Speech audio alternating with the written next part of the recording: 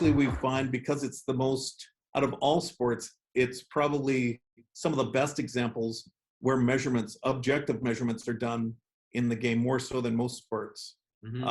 So with all of those objective measurements that you can take in baseball and softball, like throwing velocities, pitching velocities, bat exit velos, that kind of thing, Skillshark just lends itself very well.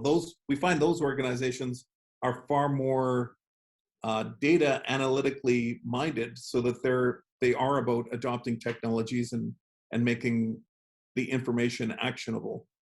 The baseball and softball, particular organization. Oh, okay, interesting. So just to give listeners and viewers a little bit more breadth on Skillshark, what are four other sports that Skillshark works in? I don't know that there are four. We have 20 sport templates in our library, everything from baseball, softball, soccer, volleyball, lacrosse, basketball, Gaelic football. I imagine hockey, if you guys are in Saskatoon, right? And of course hockey. Yep, that's just a natural one for us. So it's really customizable, that you can put any sport in there. We even have roller derby groups that contacted us saying, hey, can you put in the roller derby template? This is what we measure. Takes us 5 minutes to make a template out of it. So gotcha. So it's really a malleable framework that it's really like whoever's using doing an evaluation, they pick kind of what are their scales, 1 to 10, 1 to 100, right. What are their metrics, what they're evaluating, and Skillshark provides at least a starter template for a particular sport, but then a little bit of kind of back end support in terms of how to analyze that data, right? For example, it's fully customizable to put in whatever subjective or objective measurements you want. And in the case of really young kids, we actually have several users that don't even score anything. It's just about providing comment feedback. So through a comment-only metric type of setup, where it's, encouraging comments, telling the kid what they did really well, maybe some constructive things that they can work on. But that is for a young kid, really valuable information to get, because it gives them confidence that they're doing well in the sport, and it brings them back to play the sport the year after. Right.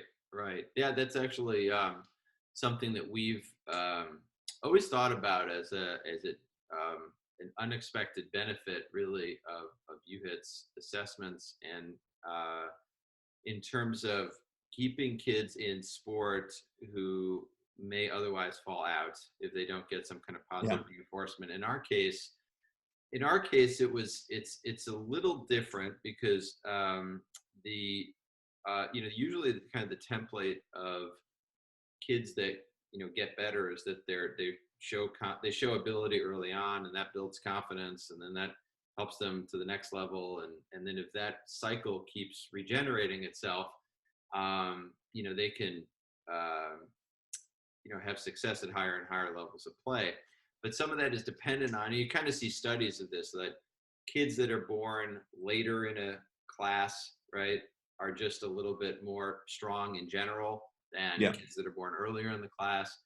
And so where physical strength is a driving factor in success, take like a sport like football, American football, or sometimes even soccer, you could have a very strong driver of success being just kind of what part of the class, what part of the year you were born in. But baseball, softball, these are two sports that have a very strong cognitive component, a very strong visual processing component that is not necessarily driven by your physical strength.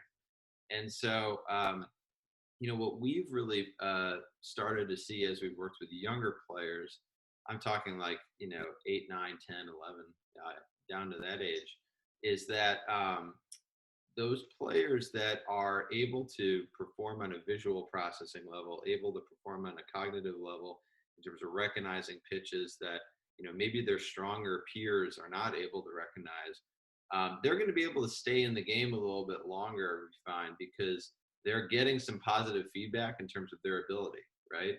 That, and particular ability that's excelling beyond the ones who are, making more visible displays, I should say, on the field of, hitting the ball farther or whatever the case may be. And Yeah. so, but it could be the case that you have, a 9 or 10-year-old who's amazing at recognizing curveballs and sliders, but, his or her body is just like not caught up yet in terms of being able to generate a high bat speed or something like that. So I completely understand this angle of like giving positive reinforcement. I mean, we're doing it, I think, from more of a data perspective, because we're like one of the many metrics, potentially that Skillshark would be measuring in baseball, Exactly. softball, right?